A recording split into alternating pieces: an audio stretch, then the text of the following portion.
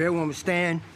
We'll call this business meeting for the Georgetown City Council meeting to order. And we'll ask Congresswoman Millie Conway to lead us in the pledge. Thank you. Pledge. I pledge allegiance to the flag of the United States of America and to the republic for which it stands, one nation, under God, indivisible, with liberty and justice for all. Thank you. Everyone be seated. Once again, welcome for the business meeting for the Georgetown City Council for April the 22nd, 2024. At this time, we'll ask Madam Clerk to do the roll call. Mr. Allen? Here. Mrs. Wilkins-Brent? Here. Mrs. Butcher-Conway? Here. Mrs. Hamburg? Present. Mr. Hanson? Here. Mr. Showalter? Here. Mr. Stein? Here. Mrs. Tackett? Do I have a motion to approve the minutes from the last meeting? Motion, Mayor. Motion made by Mr. Allen, second by Ms. Conway. Are there further questions or comments? All those in favor of the motion signify by saying aye. Aye. All those opposed say likewise. Let the record reflect that the motion passed. You should have received your check registry. If you have received those, council, please raise your hands. Let the record reflect that all present received it. At this time, we have public comments. I want to remind you again, this is a open forum where you can express your concerns. This is not a question and answer. You will have 4 minutes. Madam Clerk will keep the time, and when it gets close to that time, she will alert you of the time is left. At the end of that 4-minute mark, she will alert you again the time that your time is up. We're asking that you complete that portion and then be kind and take the seat, and then so we can expedite this in a fashion that is going to be good. At this time, we have Mrs. Char Williams. I think that's for the event application. Okay. All right, then I'm doing it for the regional business park. Is this? Aaron Shue? Okay, thank you. You would come to the mic, please, and state your name again for the record. Thank you. Thank you all for your time. My name is Erin Shue, and I live on Arrowhead Court. You may be thinking, that's not in my district, and you are right. I don't have a representative on this council because I live in the county, but I am poised to be greatly affected by your decisions. Arrowhead Court is a little neighborhood off of Lloyd Road, right across the street from the proposed update to the urban service boundary. And right across the street as well from the property known as Wiles Farm. When we see aerial maps of the new proposed regional development, I can point at my house. It's right there. I'm also the founder of the Facebook group Friends of Gray Crossing. This started as a group chat of neighbors sharing updates for each other as we met with, spoke to, or emailed various people involved in this project. This group is now over 400 people strong. That's 400 people who are concerned about this project. And it's 400 people who are getting very different answers depending on who we ask about it. We're seeing presentations and videos touting the benefits of a new BP1 designated business park. These include signage, landscaping, restrictions, walking trails, but it's important to point out that the land on the actual future land use map is not designated BP1, it's designated as BIT, and that opens the door to various industrial use as well. Once it's within the urban service boundary, any of these options are on the table. Our local governments are 2 of the 6 involved. Regional partners on the project are going to be looking to turn a profit on their investment. As pointed out in the video, the Wiles Farm has been for sale on the open market.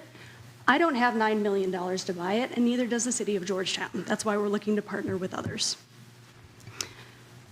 When we align with other governments to dictate the use of Scott County land, we give up our control of its future. They're going to want to turn a profit, and if BP1 doesn't do it, it's going to get changed. In 2021, a report was produced called Scott County, Kentucky Economic Competitiveness Strategy. In this report, the top 2 criteria for warehouse or flex use were defined as location and proximity to the interstate, which was defined as 1 to 2 miles. This property is not that. So why does this piece of land need to be a business park? Lanes Run has been in development for over 20 years. It is not full. So why does this additional piece of land need to be a business park? Coldstream is right next to the interstate. It's not full. Why does this land need to be another business park? Fayette County just announced a new business park on 25, right next to the interstate. Why do we need yet another business park? What is the great unmet need? If you haven't driven down Lloyd Road, do it. Slowly and carefully. It's a terrible road if you haven't been on it. But look at the land that we're actually talking about here. It's not a business park. As a final note, with elections approaching, as I noted, I don't have representation on this council and I don't get to vote. But the constituents in our Facebook group are asking to know what your stance is on this project. Thank you again for your time. Thank you. Bryn Jones from the Housing Authority representation.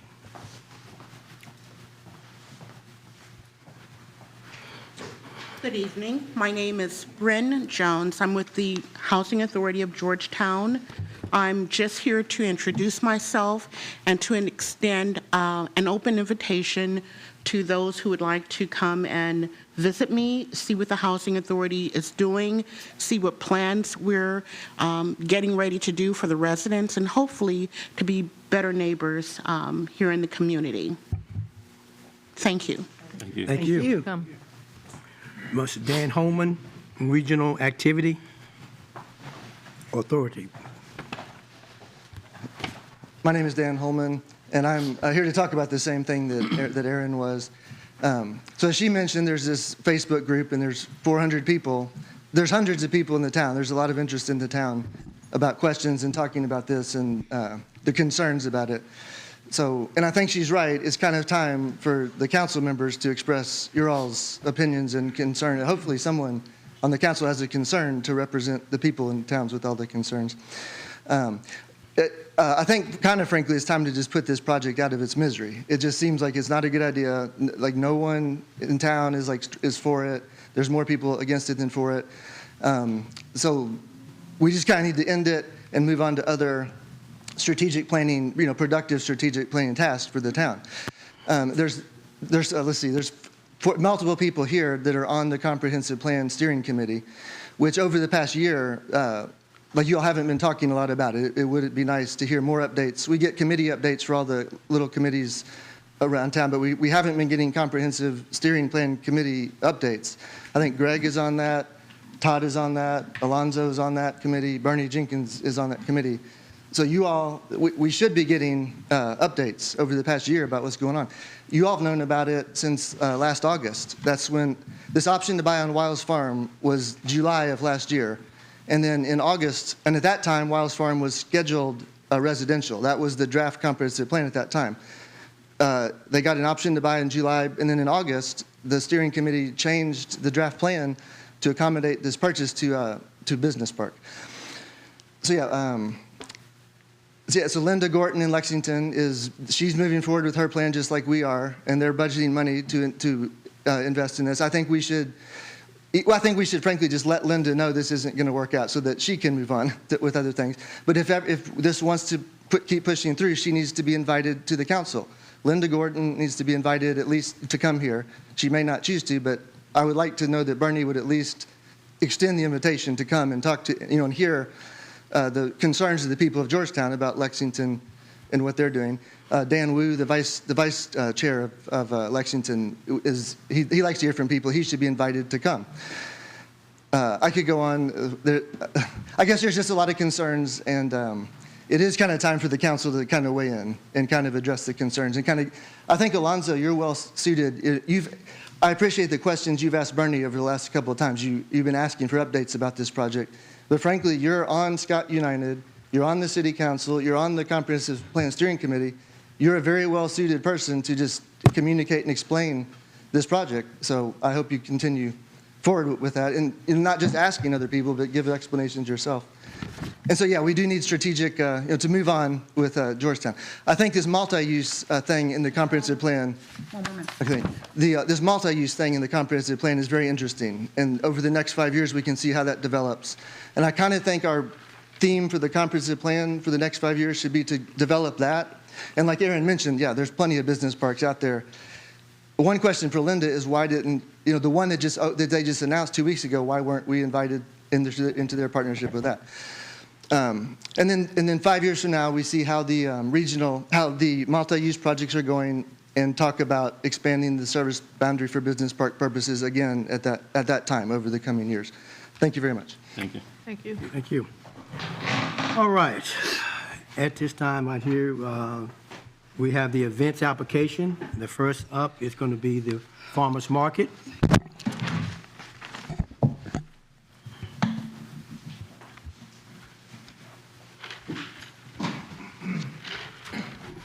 My name is Shar Williams, and I'm the president of the Scott County Farmers Market. And we have always enjoyed being down in the parking lot behind the courthouse. That has been a wonderful place for us.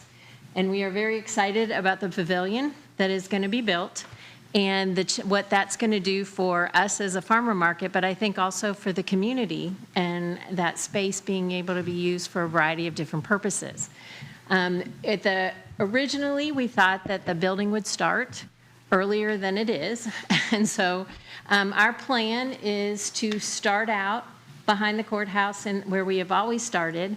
And then when building is started, we have gotten permission to use the Cardome parking lot, and we're going to move there for the rest of the season. We may move back if it does get done before the end of the season, but we know how building goes, and so who knows when that will happen. But we would really appreciate being able to spend another year down here, and we're looking forward to what it will do to the market and to bringing people to Georgetown when the pavilion is here. So. All right. Thank you. Do I have a motion? So moved. Motion is made by Ms. Hambrick. Do I have a second? I will. Second made by Ms. Conway. Are there further questions and/or comments? Yeah, just a quick question. It says 5/11 as the proposed date. Are there other dates too? We go from Mother's Day weekend through the end of October, and then, through the end of September.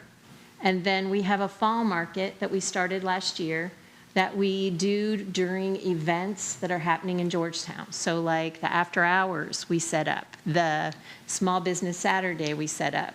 And we're hoping to do a Christmas one also, so that we can bring additional people into the town. But for this one, is that I only see one date on here. That's the first one. First It one. happens It's always every on single Saturday. Saturday. Every Saturday. Every Yes. Saturday. in Every the Yeah. city But they're park. not going to be there for very long because the pavilion's going to be built. So they'll be out at Cardone. Yeah, I just didn't see the timing on the application. Yeah, we don't know. Yeah, we don't know. is part of the issue. We would like to be there as long until the building starts, and then be able to come back when the building is over. Well, I'd like to say we really enjoy the Good. farmers market, and it does bring a lot of people. Good. A lot of good crafts and food and vegetables and homemade goodies, and I appreciate that. Well, good. Thank Well, we enjoy bringing that to you. Thank you. I think Scott County's so fortunate in the number of wonderful farms that we have. Yes. So, Any other comment or question? All those in favor of the motion signify by saying aye. Aye. Those opposed say likewise. Let the record reflect that Thank this you. motion passed. All right. Thank you. Next, we have the high school graduation parade. So there's no representation here from the schools, but Tracy, do you have all of the insurance and other requirements in your packet? I know, I believe that the setup period or the closure period is an hour and a half, but the actual event's only 30 minutes. That's the information I have. Isn't it a requirement that they have to have a representative here? We looked it up, and it turns out it's never been a formal requirement. We've asked that. We did ask if they were sending someone, and they said they were not. So, ultimately, if there are questions that can't be answered, the council would have to address that. But typically, everybody who's applying for an event wants to send a representative. We didn't have that this time. So if there are questions or anything after a motion in a second, we can talk about that. Okay. All right, and I believe the date is May the 22nd, is that correct? Yes. Yep. 6 to 7:30. Do I have a motion? I'll make a motion. Motion is made by Ms. Conway. Do I have a second?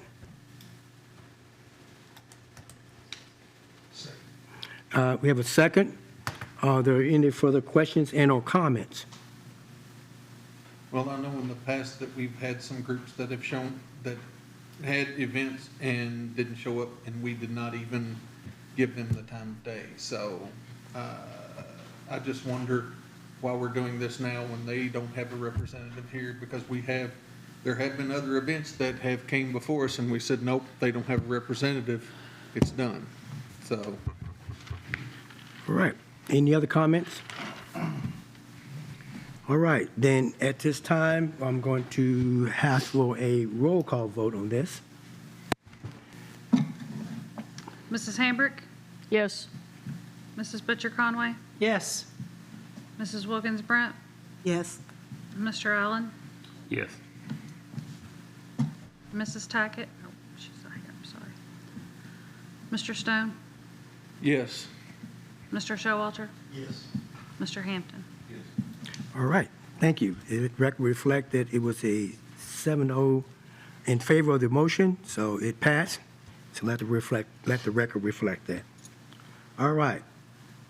All right, moving right along, there's a couple of comments.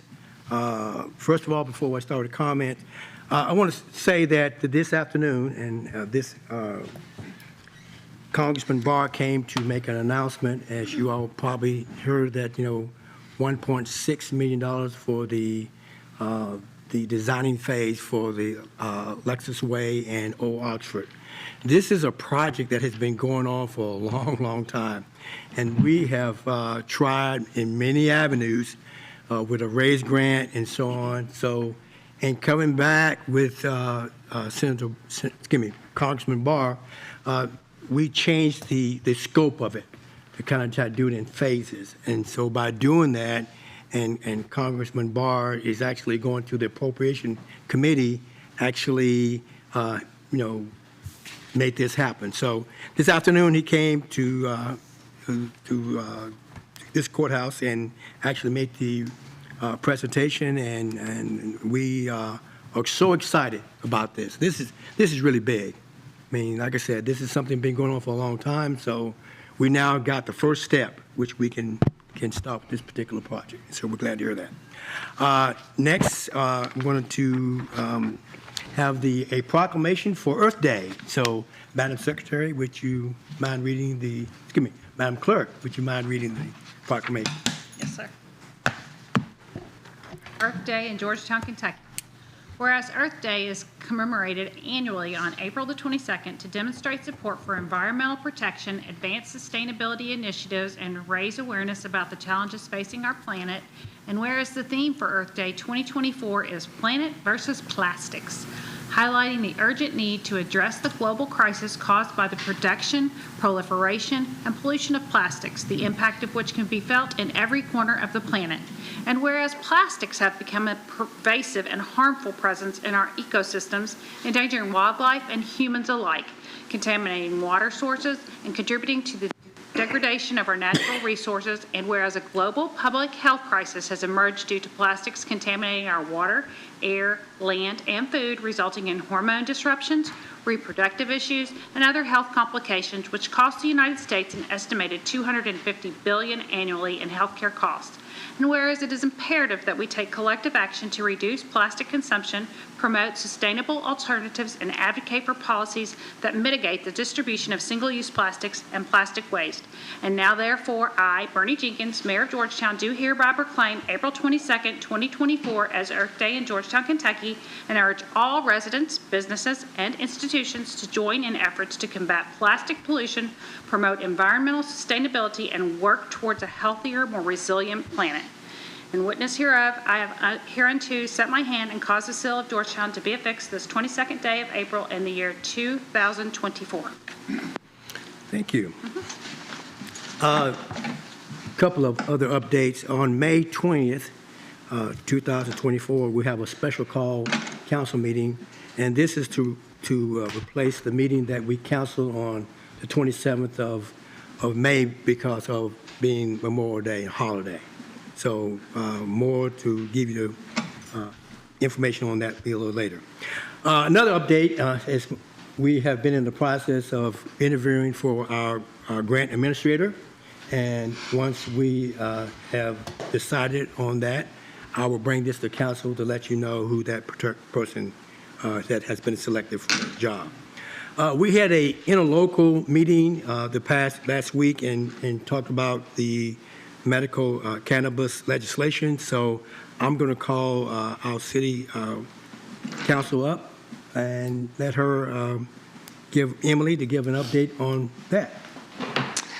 So just wanted to, like Mayor Jenkins said, last week at the interlocal committee, I had shared information about the new medical cannabis legislation. So in the near future, there will be a couple of big asks of you all.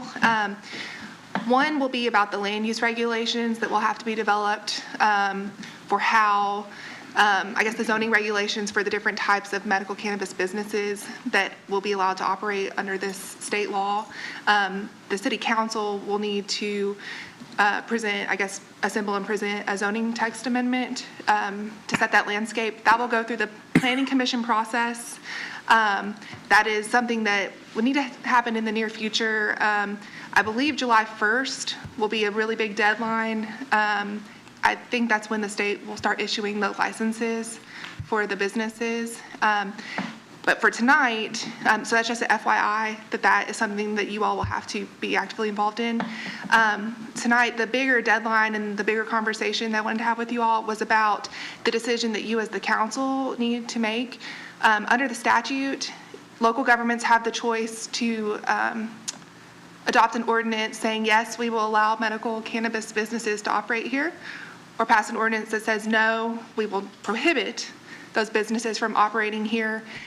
If you vote no, the citizens could elect to take it to the ballot in November, and if they say yes, that will rule. The third option the General Assembly has presented is you as the council could pass a resolution that says we're going to send it to the citizens in November on the ballot, and it would be a question posed to them essentially along the lines of, will you, yes or no, do you want these types of businesses to operate here? So I think that's something you all, as a council, you need to have that discussion and conversation to decide, do you want to vote yes or no, or do you want to send it to the citizens? And then there will be a later conversation about the land use regulations. Mayor, can I ask her a question? Yes. Point of information. And so what is the mechanism that the city council needs to go through in order to get that decision made? Or is it going to be like we just make a motion and then we take a vote, or? So I think you would want to have the conversation to decide collectively, again, if you want to go ahead and make the vote yes or no, that would be, someone would ask Mayor Jenkins to bring an ordinance forward saying yes or no, or you would have that conversation and the mechanism would be a request for a resolution that says we want to send it. So you'll have a general conversation here and decide which route you want to go, and then the actual mechanism will be based off of that conversation. So it would be either an ordinance or Would that also resolution. include a mechanism to put it on the ballot? That would, yeah. Okay. Yes. Okay. Yeah. That would be the resolution. That would Resolution. be the resolution. Okay, thank you. You're welcome. All right. Next on the as people talked about before, the update of the regional economic development video went out, and so some of you have saw that, and as more information comes available, we'll get that out to you at a later time. The proposed 24-25 budget proposal will be coming to you on, as Stacy will bring that to you on May the 13th, and we'll give you more information on that. Colony Boulevard, for some of you did not know, we're trying to put a left turning lane in on that off of 25. The project is scheduled to start on June the 3rd, and having conversation with the schools, the best route was to make sure that we don't do anything to interfere with the normal traffic flow of the schools and causing more headaches for them. So it's going to start on June the 3rd, and the estimated time, it should hopefully be done, should be done prior to school starting. The update on the parking lot at the center of town has started, and we want to thank Public Works and also the road department that's still been working on this. They've estimate this to be done in 2 to 3 weeks. The cabins and so on, I will bring you more updates on that. We're still working on that. So, with nothing else further, we're going to move on to next council committee reports. And I think the one we're going to have with finance. Yes. Sorry. Yes, Mayor. The Special Call Finance Committee meeting met on April 1st, 2024. Present were Mayor Jenkins, Councilmember Allen, CAO Golden, Finance Director Stacy Clark, City Attorney Buttram, and myself. We approved the minutes from the last meeting and prepped for the budget work session on April 11th, 2024. We discussed the first draft of the mayor's budget, and in that we discussed reviewing general budget items, the comp study draft, department head request, capital budget items. On the investment discussions, we talked about the Stockyard CD cash out and the moving over to a money market account, which I think is on the agenda tonight. Discussion of the reserve fund, and then we adjourn the meeting. All right. The Public Works, we're going to table that one to the next meeting on the 13th. And they're going to give that report at that particular time. Next, item number 9, GMWSS, and Mr. Chase, the director, is going to come up and going to talk about Judy Construction, the approval for $505,908.68. Yes, sir. Thank you, Mayor. That is our one purchase order for this evening, and that represents work completed by Judy Construction on our wastewater treatment plant number 1 in the month of March. That marks just over 70% complete on the project, and that is further broken down. 47% is work complete, 23% is stored materials that we've already taken inventory of.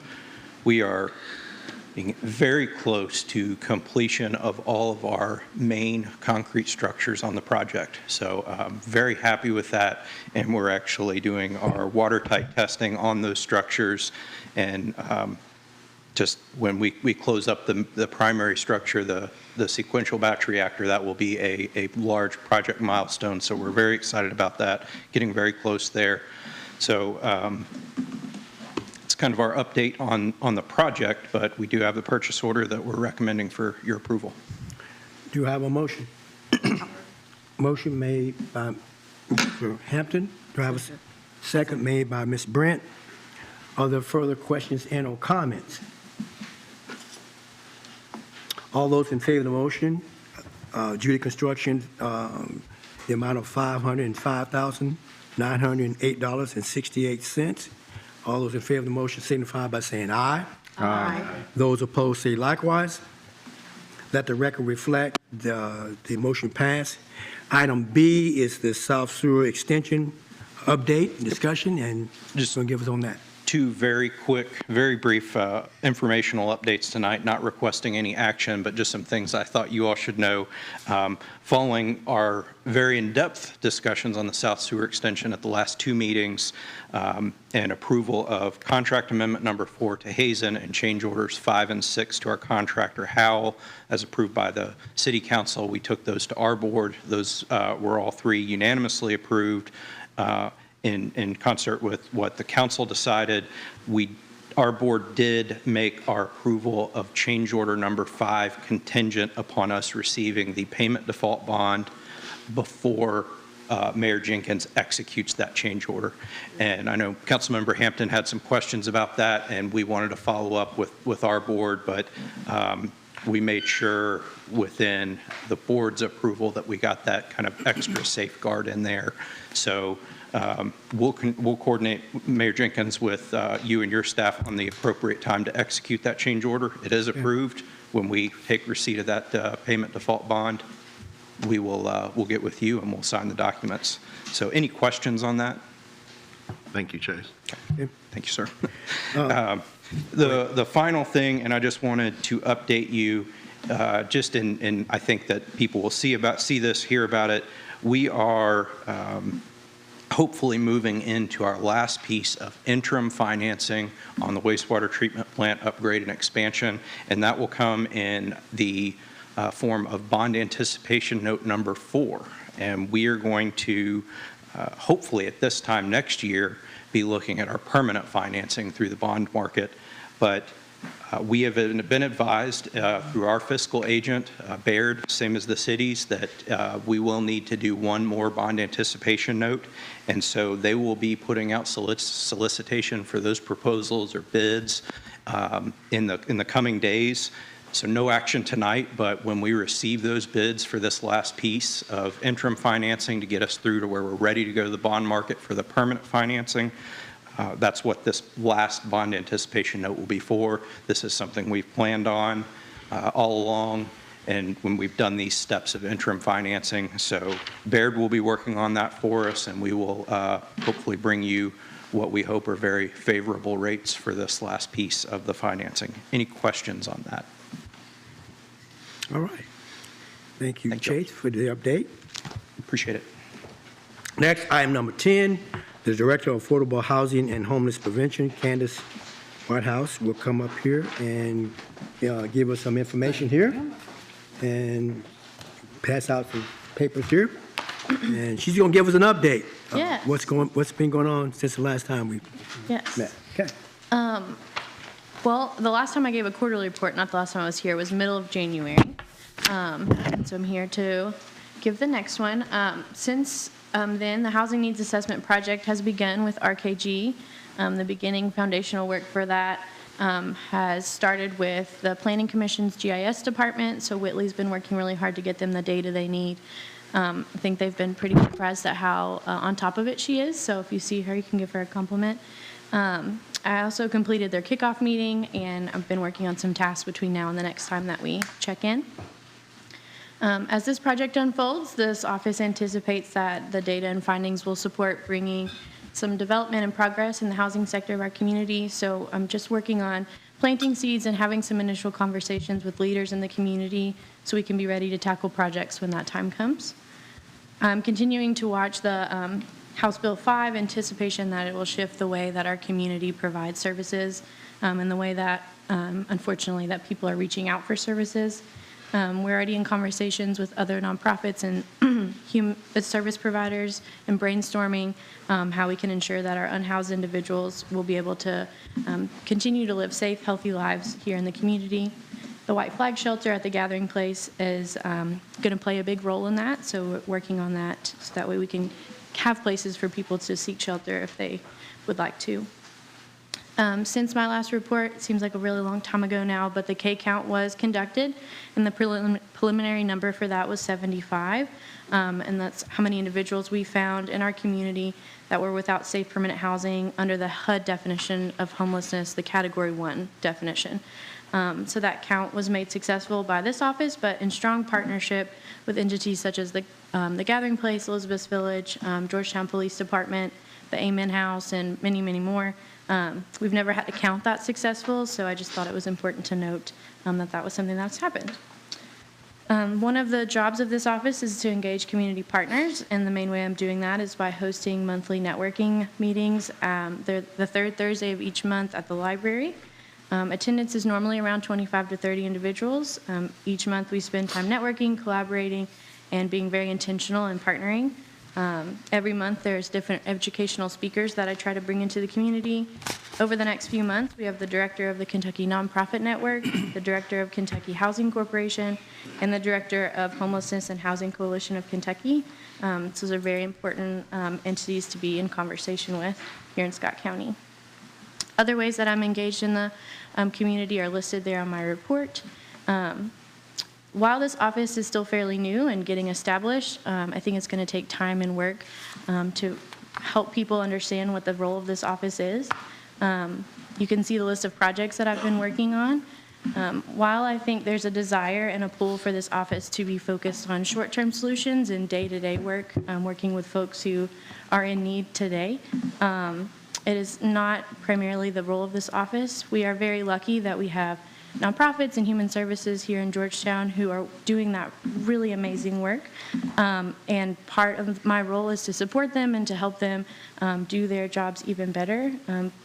But this office is really focused on long-term planning for permanent housing, transitional housing, and emergency shelter needs for Georgetown, Scott County.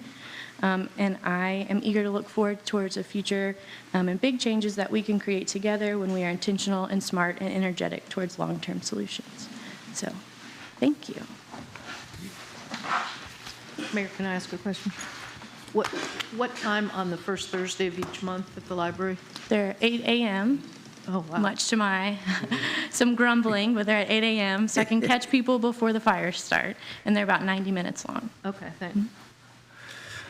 All right. Question or comment. Candace, next time, can you bring a list of the partners? Just, you said that you've got 25 to 30 partners. Just bring a list of that. I'm curious who's partnering with you.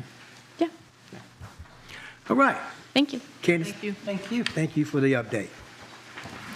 All right, let's now move to number 11, and we have a couple of items here, and in just a few minutes, I'll let our Chief Administrative Officer kind of go with this. I'm going to tee it up a little bit. These are some items that can be brought to the attention of the council, and the first one's A, the first reading of the amendment to the alcohol ordinance. Sponsors were Mark Showalter and Connie Tackett.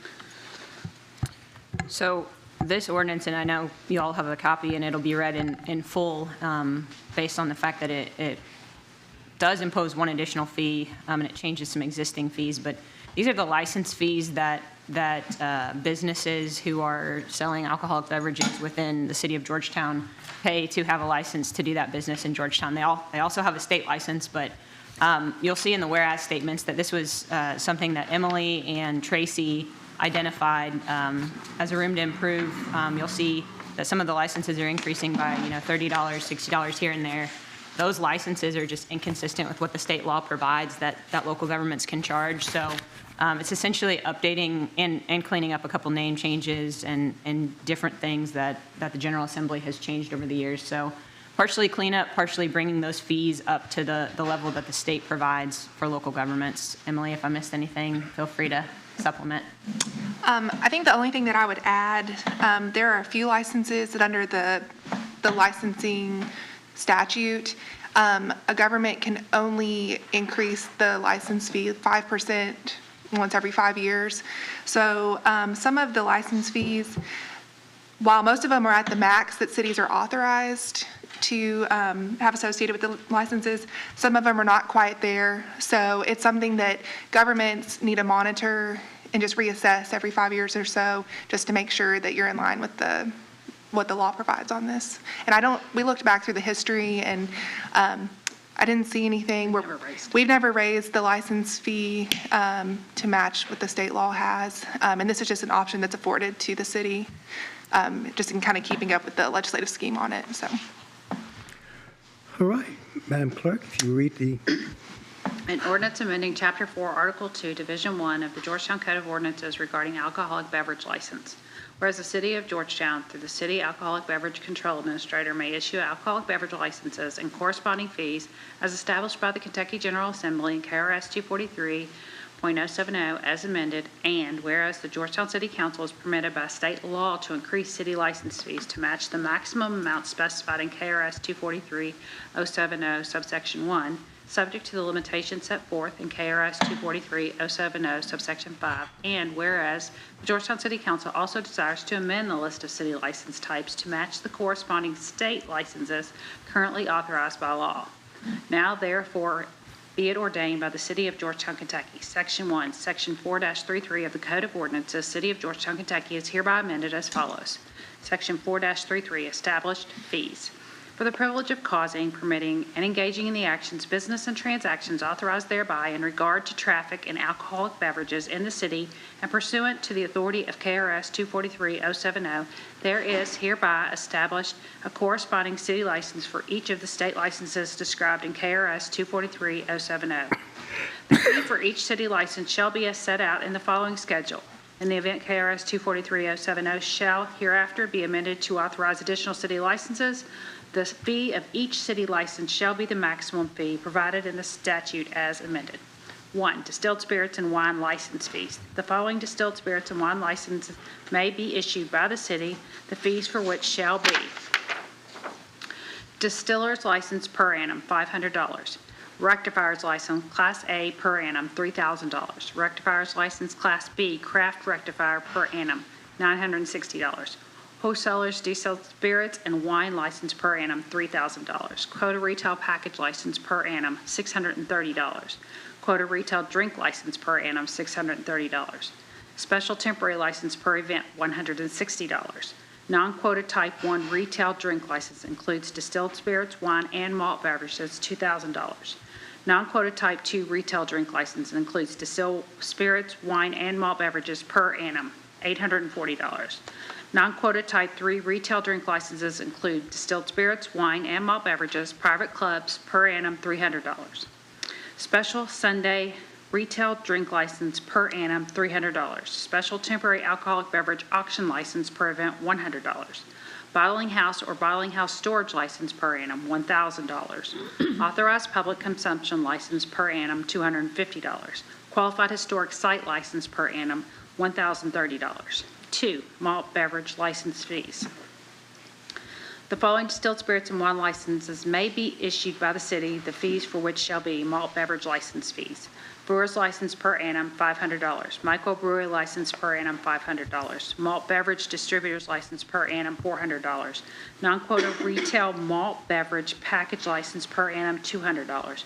Non-quota type 4 retail malt beverage drink license per annum, $200. B, the fee for each of the first 5 supplemental bar licenses shall be the same as the fee for the primary drink license. There shall be no charge for each supplemental license issued in excess of 5 to the same licensee at the same premises. The holder of a non-quota retail malt beverage package license may obtain a non-quota type 4 malt beverage drink license for the fee of $50. The holder of a non-quota type 4 malt beverage drink license may obtain a non-quota retail malt beverage package license for a fee of $50. Other license fees. The following kinds of other licenses may be issued by the city, the fees for which shall be: extended hours supplemental license per annum, $2,000. Caterer's license per annum, $800. Limited restaurant license or limited golf course license per annum, $840. Includes distilled spirits, wine, and malt beverages. Section 2. If any section, subsection, paragraph, sentence, clause, phrase, or a portion of this ordinance is declared illegal or unconstitutional or otherwise invalid, such declaration shall not affect the remaining portion hereof. Section 3, all ordinances or parts of ordinances in conflict with this ordinance are hereby repealed. Section 4, the ordinance shall be in full force and effect upon passage and publication. Public introduced and read for the first time April 22nd, 2024. Okay, next on B, the municipal order approving. Question. Yeah. I know this is going to be probably going to come across as a dumb question, but just making absolutely sure that this ordinance is not retroactive. It's going to be moving forward. Right. If it passes. Yes, Right. that's correct. Yes, yes.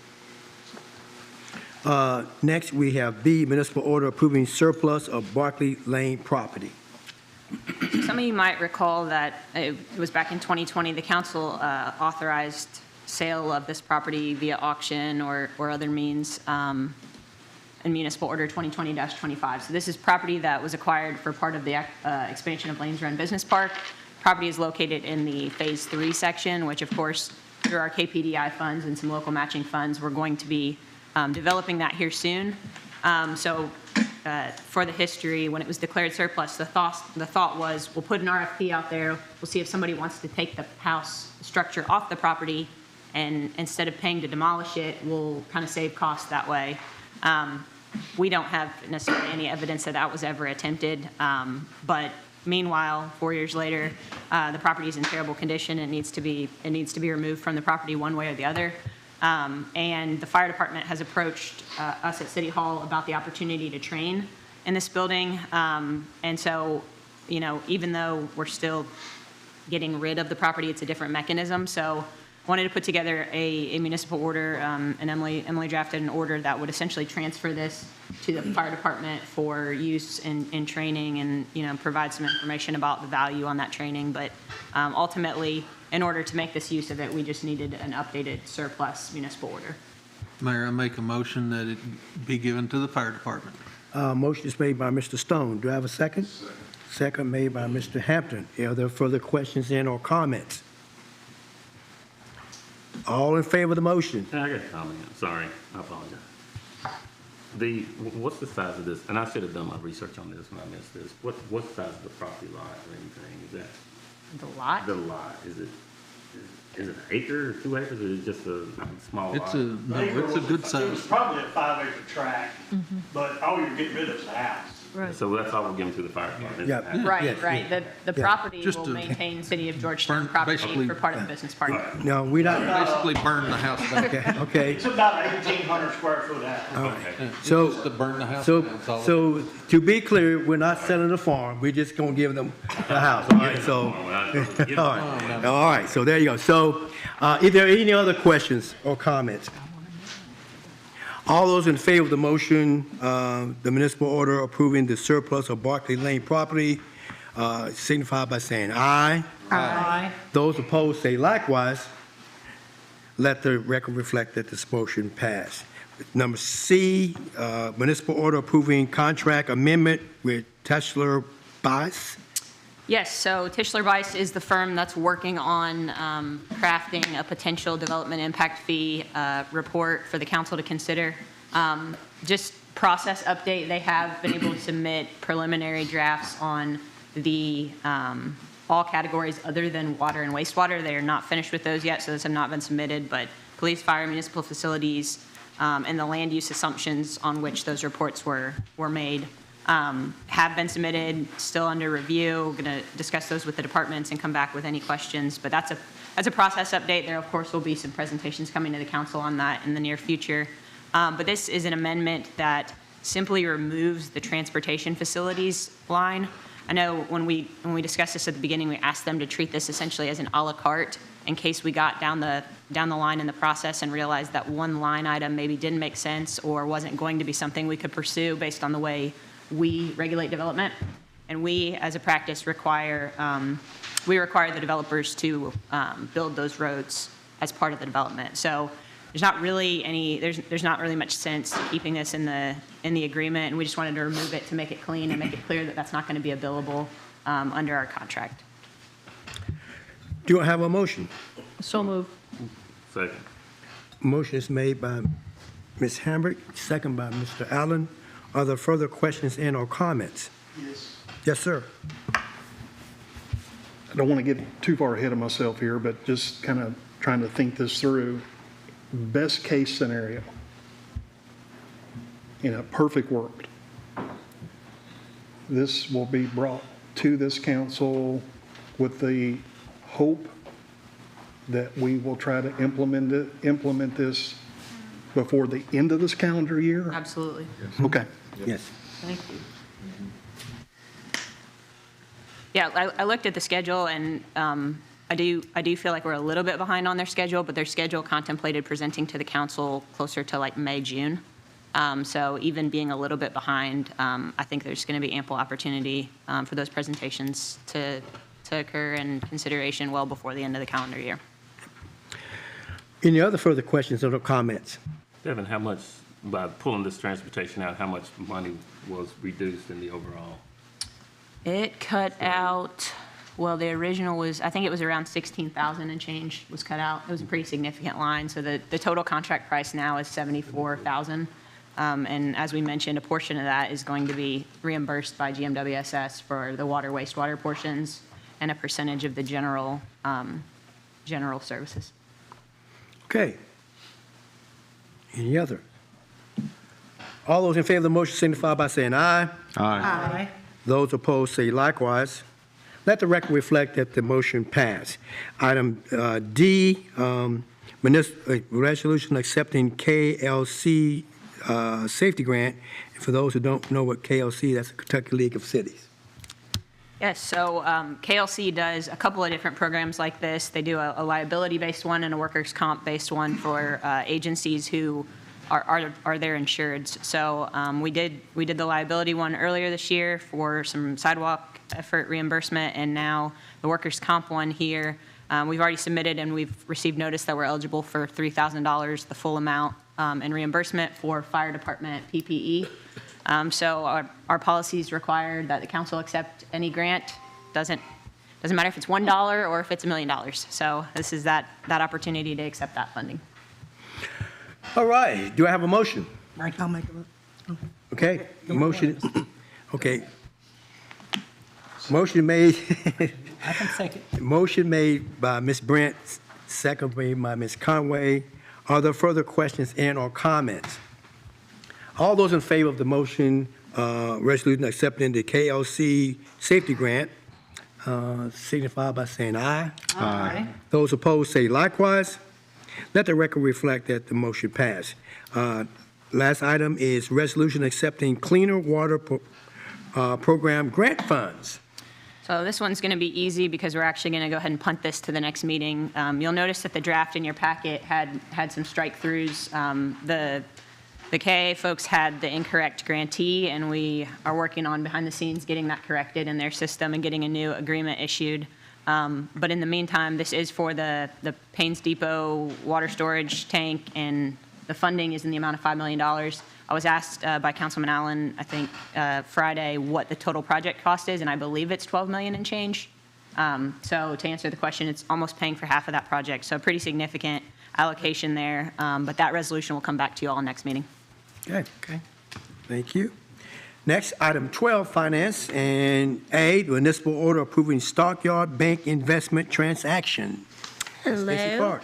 As we approved last summer in June, we have a $5 million portfolio at Stockyards Bank, and you can see from the attached letter from our financial advisor there, we have a treasury that matures on April 30th, and then we also have a cash balance that has built up from where they mature over time.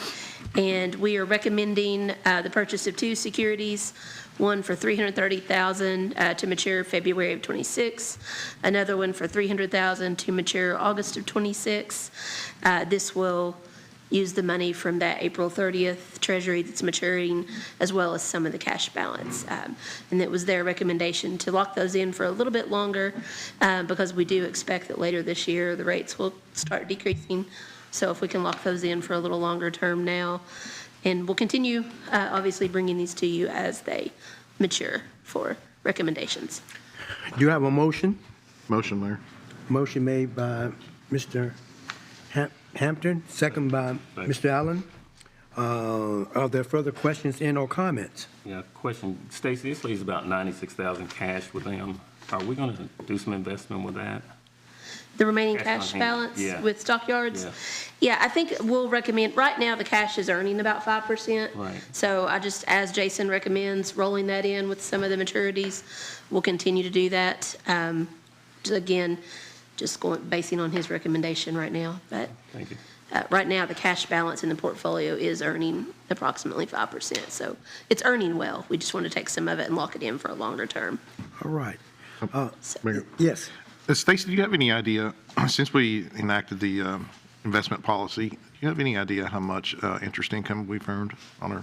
I would need to go double check. I don't have it off the top of my head, but Okay. I'll make sure that when I'll kind of lead that into the next item, which is we're going to defer the quarterly update. But when I bring my quarterly update on May 13th, I will also bring an investment update at that time. Okay, thank And I'll you. make sure that I have how much investment income we've earned since we opened that portfolio in June.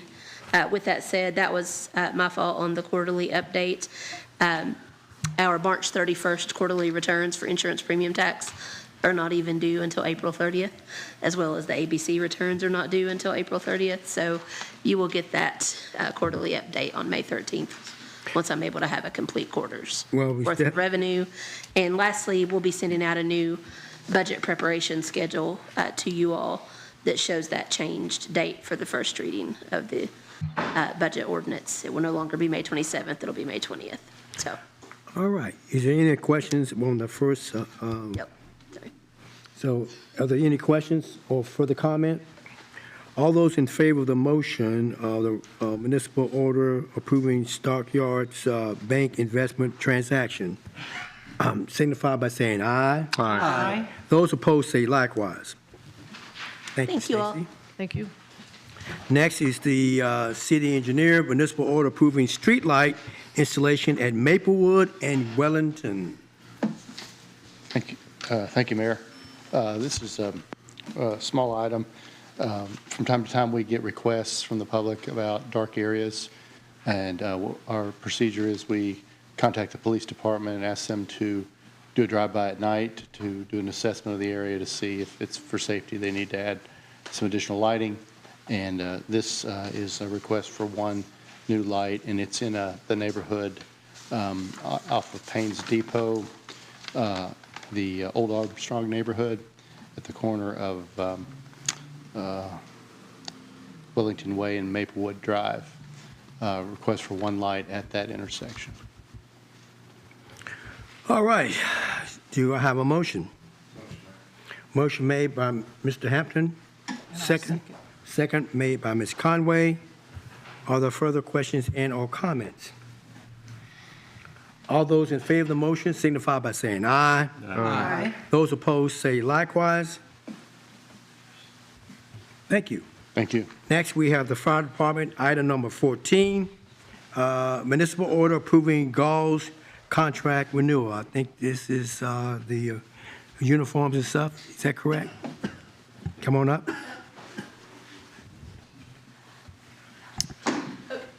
Sorry, sound who's coming up. It'll be me. We bid this out a couple of years ago, and the contract had an option for 2 one-year renewal periods. This will be the second renewal option. So next year, we'll bid it out again. All right. Do I have a motion? Motion, Mayor. Motion made by Mr. Allen. Do I have a second? I'll second. Second made by Ms. Brent. Are there further questions and or comments? All those in favor of the motion, municipal order approving Gauls contract renewal, signify by saying aye. Aye. Those opposed say likewise. Let the record reflect that the motion passed. Thank you all.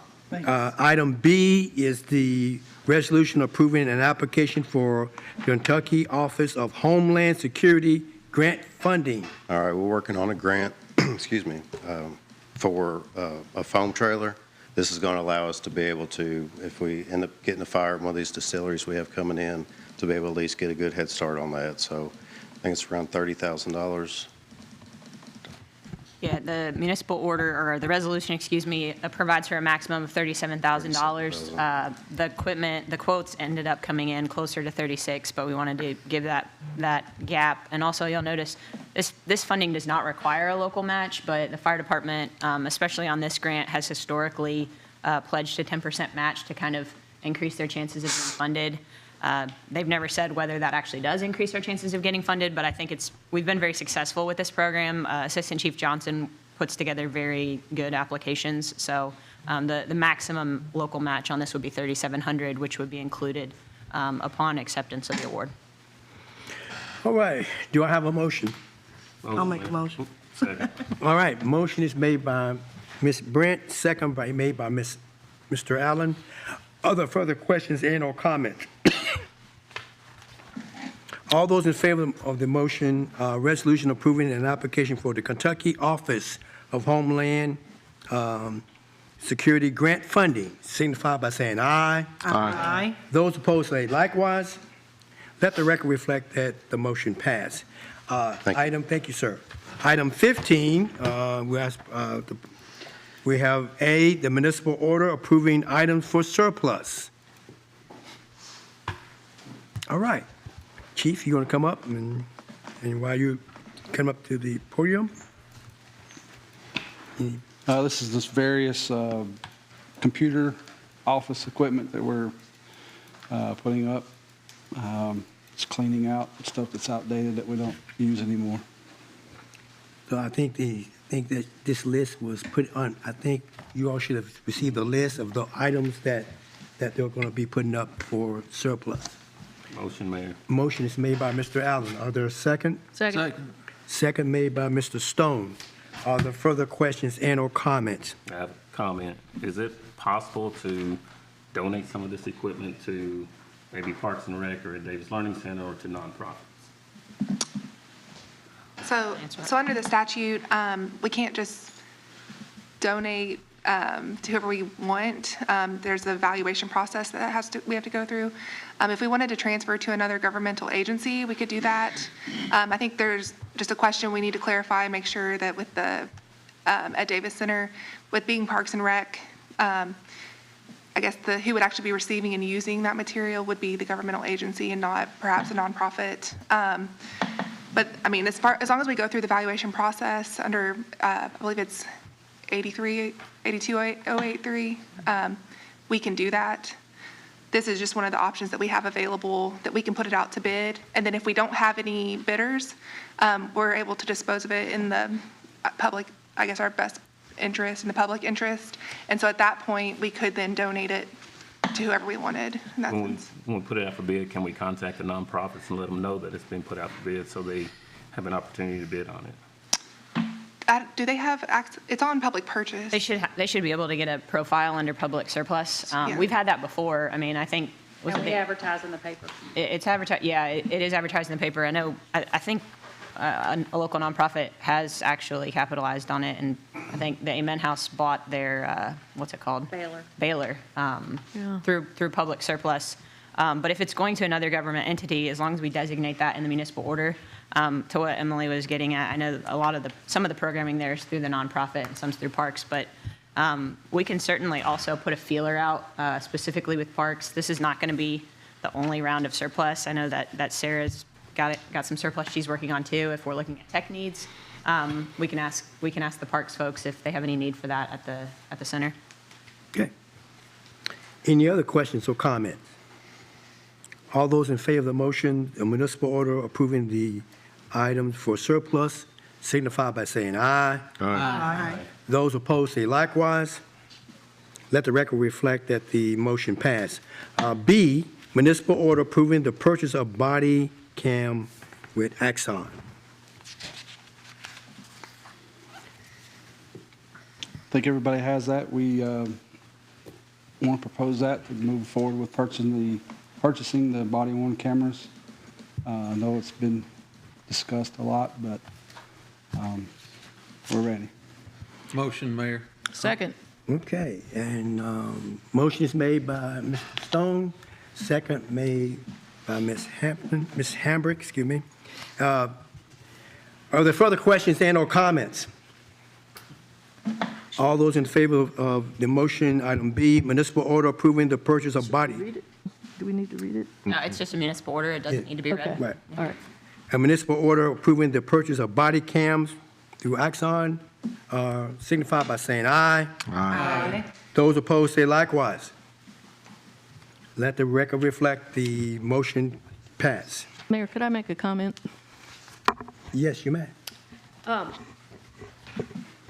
I'm so pleased about this, and I know that this committee, or this council, and the police department have been diligently working for literally years to get this accomplished and over the line, and the amount of time and effort that the police department's put into getting this all coordinated with the county cameras and getting prices updated as things needed to be put off, because quite frankly, we needed to give really significant raises and needed raises.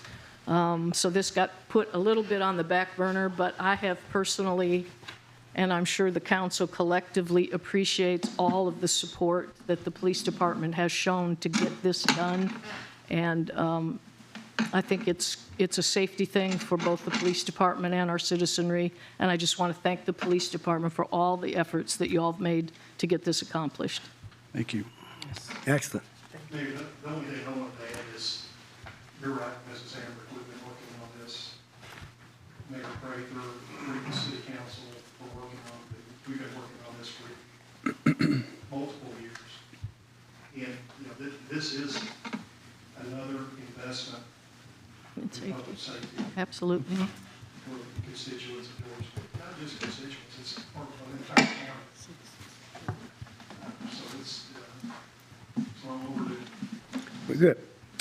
All right. Next is item C, which is a resolution approving the application for the Kentucky Office of Homeland Security grant funding. Now, this is something a little bit different than what they did with the fire, right? Yes. Okay? Let me speak to this?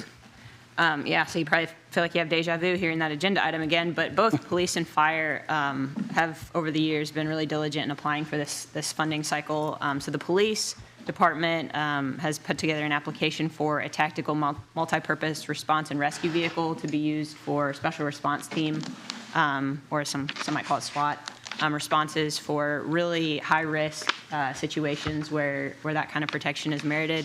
They do have a vehicle right now. Is it an old repurposed ambulance? Yeah. Or, That's and bank vehicle. bank vehicle. Okay, well, that makes more sense. But, you know, they get the job done under the circumstances, but if they could be awarded this funding, this is a real opportunity to increase that public safety factor. And they've put together a great application. So I believe Michael Evans, I blanked for a second, but Sergeant Evans took the lead on this application, and he did a really good job. So that's another growth opportunity within the department. But it's a pretty pricey piece of equipment, just over $330,000. So hopefully it's a competitive application, and hopefully we're coming back to accept that funding. All right. Do you have a motion? So moved. Motion made. Second. Okay, motion made by Ms. Hambrick, second by Mr. Stone. Are there further questions and or comments? All those in favor of the motion signify by saying aye. Aye. Those opposed say likewise. Let the record reflect that the motion passed. Next is item 16, the council comments. And Mr. Showalter, I'm going to start on your end this time. I'll tell you what, these past 90 to 100 days have been huge. There's quite a bit that we've been working on and moving forward. And we found, you know, tonight, the body cameras, that's a big item. And then we've also found out tonight that before the end of this calendar year, we're going to have developer impact fees come back before us to ultimately vote on. So, you know, again, we're making progress. There's still a lot to do. There's no doubt about it. There's still a lot to do. The one question I have, and I'm trying to be very careful here, I've been thinking about it since the beginning of the meeting. We talked about it at our interlocal committee meeting last week. We really need to, I want to be very careful because I don't know what I can and can't say. I don't know. But at some point, we're going to need to talk about this business park that's out front right now that people in the community are talking about. And we need to answer questions that we can answer. And we need to shoot down any rumors that are out there that are not true. We need to talk about if ultimately this city decides to move forward with the business park, not knowing where it's going to be, we don't know. But what the process is. So that's my take on it. I mean, I think if we're truly going to be transparent, this is something we need to talk about. The entire, not just the interlocal committee, but the entire council, to answer questions that our constituents have. We heard again from 2 tonight. They're not the only 2 that are asking questions, but again, that's my take on it. You know, there's been a lot of talk over the past 60 days about the city council being the legislative branch and the mayor being the executive branch, and us not being able to talk when the general public's at the mic talking and asking questions. You know, we have to be quiet. That's the instruction we've been given. And I think we really need to answer some questions that are out there. So that's all I have. Mr. Hampton. Thanks, Mayor. A couple of things, in no particular order, you know, as Mr. Showalter talked about. First of all, the it's great to see we're finally taking the first steps on the Lexus Way extension and the Old Oxford Road improvements. 1.635 million. That's no small amount of money to begin the design and design phase of this project. So I'm excited to see it move forward. It's been a long time coming. Also, Chief, thank you. The work on the body cameras, as Ms. Hamburg stated, we had to put it off in the past because of other issues, but we're getting this done, and really excited to see that for you and your officers and Georgetown as well. So I'll follow up real quick on Mr. Showalter's comments about the business park and everything going on with it. I agree with him. At some point we need to have information that we can so that we know what's going on. There's a lot of rumors we don't know, and so I think at some point we really need to start discussing. So thank you. Ms. Hamburg. Thank you, Mayor. I'm kind of a informal council representative on SCAD. And at the last meeting this week, we talked about the $1.4 million opioid abatement funding. And there was talk that perhaps SCAD and their partner organization, ASAP, would like to get into perhaps a more formal committee to try to help discuss about how those funds might be best and most efficiently and effectively used. So where are we with those funds would be a question that I'd like, and how we're going to go about working with those funds would be a helpful. You're referring to the state's funds and the application-based funds? And is that the 1.4 million? There are a number of pots out there, so I think we can look into that. Yeah. But I mean, there are a number of And there's settlements already. Right. So like there are multiple settlements to work with, but then there's from the distributors, manufacturers settlement. And they're coming in at state different funding. times. Yeah, they come in at different times, but in the state pool is application-based for some of it, so glad to look into the exact one that you're talking about and get with the mayor on that. Okay, that'd be great, because I know that committee is really interested in having a voice on that and partnering with the city on how, and you were on some of the initial committee meetings, so I know you're up to date on that. Thank you. I'm on the interlocal committee, and we had some interesting discussion about eventually there needs to be an airport runway expansion to bring in some of the planes that have heavier and more full capacity that can't take off or land here. They weren't coming to ask for any money. They were just trying to give an update that this could be something that our city needs to look at going forward. The Electrical Inspection Office gave a good report as well about all of the things that they do that personally I had no idea that they were doing basically on a volunteer basis.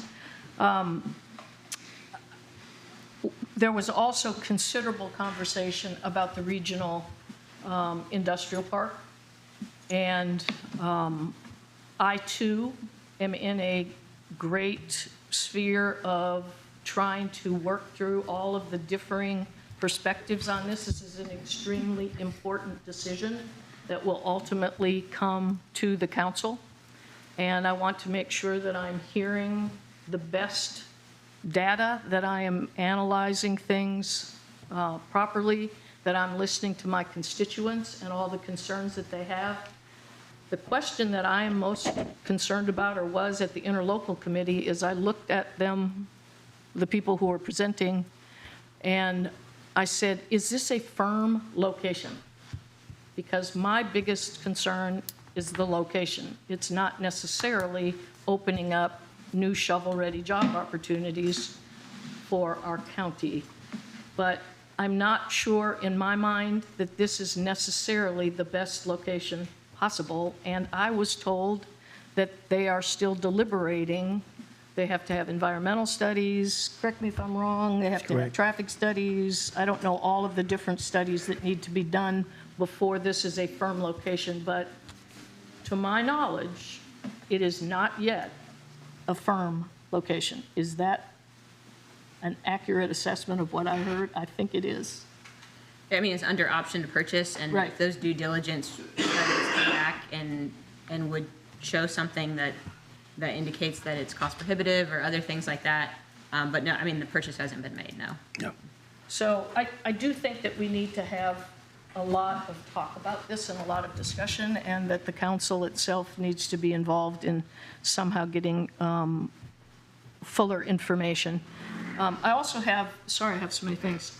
I also have been watching what's happening this week at the National Supreme Court, which might have some relevance to what our state passed with the criminalizing of the home insecure and the homelessness. They're talking at the National Supreme Court this week about a case that is, I believe, in Oregon or Washington, about whether or not home insecure people who might have to sleep in their car, whether or not they should be incarcerated for that and ticketed and whatever. And I know that, was it House Bill 5? Mhm. In the state legislature has passed criminalization of home insecure people, I believe. And so I know that that's going to have an effect on vulnerable people in our community, and I know that it's going to have an effect on how many people end up in our jails, and no money was given for this. That is a concern to me. It's going to dramatically increase the population of the incarcerated, and they're already very vulnerable people. I guess you can tell where I stand on it. And also, it's going to be a new procedure that our police department is going to have to figure their way through about how they handle this situation. So I think we're going to be given guidance probably by the end of June by the National Supreme Court, which could supersede our state law, I would assume, but I'm not a lawyer. But I am concerned about this issue, and I think that the way that our city handles it going forward is going to be really delicate and expensive and important. I have about 8 more things, but I think I'm done. Thank you, Mayor. All right. Those were all good. All good. Ms. Brent. I don't have much. I just wanted to ask a question about like the activities that we have downtown, as far as like the car show and things like that. Is there any way we can look into We are doing having that. things into the park, at the Scott County Park or whatever? We will look into that. Yeah. We can look into that? Yeah, we can look into that, yes. Yeah. I'd like to have an update. When y'all get that, and that's what I would like to find out. And that's for the businesses downtown and whatever happened to shut up early and things like that. Okay. Thank you. Okay. Ms. Conway. Okay. Piggybacking off what you just said, I got a phone call at 15 after 4 on Friday about why are they having a car show and a 5K run I did as well. at the same place, same time, same day. And could I please check into it? Well, I'm on the phone getting some information from her about an officer that she talked with, and I contacted him, and he assured me it was going to be handled and everything was going to be okay. But she was very worried because she had gotten her insurance first and gotten permission first, but she was concerned about safety, you know, car shows and people running. And so I called her back and told her what I had found out, but I couldn't get a hold of anybody on Friday afternoon. I was kind of upset that I didn't hear about the concern a little earlier, you know, in the day. But it all worked out, thank goodness. The other thing is I am not going to stop begging, preaching, screaming in a low tone about my sidewalks. I've been talking about safe sidewalks on West Main Street since 2014. And it's been a long, grueling process. And I know that we had to recover the consistency and fix the bridge. And I know it's gorgeous when you come downtown and you see all that rock, and I'm proud of it, entrance to Georgetown. But we worked on a situation, and I'm sure it had to do with engineering, where there were 2 sidewalks. And across from the Bradley Farm, there are no sidewalks, and 2 huge apartment complexes. And people are walking in the street, pushing baby strollers, coming back from Save-A-Lot with grocery carts. And I'm only on this for 8 more months. And I'm not going to stop begging Eddie to continue to please ask for small amounts, if you think that'll work properly, with the TAP grant to get as much money as we can. Even if, and I had a conversation with Eddie, even if we skip the left side as you're going toward Frankfurt, and we skip where the funeral home is, we skip where the Greer house is, we skip where my house is, we skip 3 more down, and we start in Montgomery and go that way, where Terry Devers has a house where you go about 20 feet and you fall off into the road because the sidewalk just ends. So if small segments would be easier to ask for to achieve, I'm all for that. But this is really, really, I mean, I have been on this 10 years, and this is really a safety issue and important to me. And I'm going to keep talking about it until you all are sick of it, and maybe we get some results. So that's all. Thank you. Mr. Allen? Do we have a committee report from the interlocal agreement committee? No, we don't, but I guess we can get that. I'll get that. We can get that. Make sure council get that, yes. That'd be good. Thank you. Can you put that down for me to get that? Thank you. And then body-worn cameras, we've been talking about this since the community coalition that we started some years ago. So I am really glad to see that it's finally coming to fruition. So thank you, Chief, for continuing to focus on it. Candace, do you know, I know this is a national-wide issue in terms of homelessness and affordable housing. Do you know of any community that's doing it well? Yes, there are a few, and they're in the book that we're reading, so we can talk about it. And just schedule some go-and-sees and benchmark tours and, go learn from what other people are doing. So you'll probably already have that planned. Some of them are in Europe, so I'm happy to do that. Some of them are I may need to go and validate. 2 tickets. 2 tickets, please. So, yeah, just please, if we can figure out what people are doing and it's working, then that might save us some time, instead of recreating some things. Mayor, do you know if there's any plans for restrooms in the farmers market pavilion? I Go don't ahead. think so. No. That's been a big issue downtown, so just curious about that. And I know, Mayor, you and the judge put together a video about the regional business park. Do you know when that will be shared and how's that going to be communicated? Well, we put it out already on our Facebook, and we're going to also put it on our web page as a link from our web page, and that's how we'll get it out there to people at this time. Okay. And I think Judge Coven has already put it out through his social media, yes, also. Okay. And then back January 25th, I asked about the NET device that curbs addictive behaviors and alcoholism and street drugs. Fiscal court is supporting a trial of 30 participants in our community, and I asked about them coming and do a presentation here. Yeah, that'd be good. Can we just, Yeah, I will, yeah. can we check that, please? Yeah. Okay. That's all I have. Okay. Mr. Stone? Mayor, thank you, sir. I was fully prepared coming here tonight to make a motion to form a Main Street committee or put a Main Street coordinator in place. After several phone calls with the mayor today, we're going to sit down, Devin himself, myself, and one other council member, and we're going to discuss this. One of the things that, several things that I want to see happen with this is that we fund a lot of city events that are sponsored for downtown. Every other event needs to come back before this committee and reapply. We have had a lot of headaches over the years of multiple events.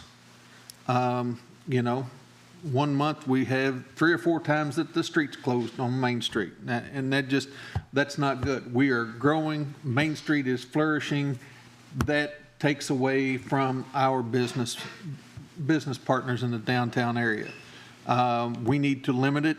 Closing Main Street for full-blown events, 1 a month. If somebody comes before this committee and says, hey, we want to do, have underwater basket weaving as an example on Main Street. Well, we've already got 2 events. Okay, here's what we can offer you. You can take it to the city parking lot. We're not going to close Main Street for this. We'll give you the city parking lot, or you can contact Parks and Rec and go to the county park. Give them other options besides being on Main Street. That is I had several phone calls from business owners and people involved in the 5K and residents that were concerned about all that. So that's what we need to do. And one of the big things is I do not think that outside of the Christmas event and the 4th of July parade that there should be any event that blocks off Main Street before 5 p.m. I know some of them are set at 4, but that's too early. There's still people trying to get downtown. Courthouse is still open till 4:30. We don't need to shut down Main Street till 5. So that's one thing. I'm really looking forward to sitting down and discussing this and pushing forward because be it Main Street Committee or bringing in a Main Street coordinator, they can communicate with the business owners, they can communicate with the residents, get their feedback, and they can actually sit down with a calendar with these events and say, oh, sorry, we've got already full, this is what else we can offer you. The next thing I have is been contacted by several residents in the Elkhorn Green subdivision. A lot of the streets were missed by Republic. I will send you the email. That way you can have it and you can get the information out. I can do that. To Republic. So wanted to give you an update on that. As far as the new business park goes, there is a ton of rumors. That's how I found out about it. The guy that lives on that particular farm was the one that told me a year and a half ago in CBS parking lot. You know, until something is brought to us and put on paper and says, hey, this is what it is, you know, a lot of it is rumor. I want concrete information just like the rest of them so that we can sit down and intelligently discuss this with the residents and see where we go from here. My biggest concern with that particular spot is, and don't get me wrong, the residents, I'm truly, but we have a huge natural environmental impact in Elkhorn Creek right there. And Elkhorn Creek goes down to Kentucky River. Guess where we get our water, which is at Monterey, which is below where Elkhorn Creek drops into the Kentucky River. So potentially it could come right back to Georgetown in another situation. That's something we definitely need to look at. So other than that, that's all I got. Thank you, Mayor. Mayor, could I add one thing? Go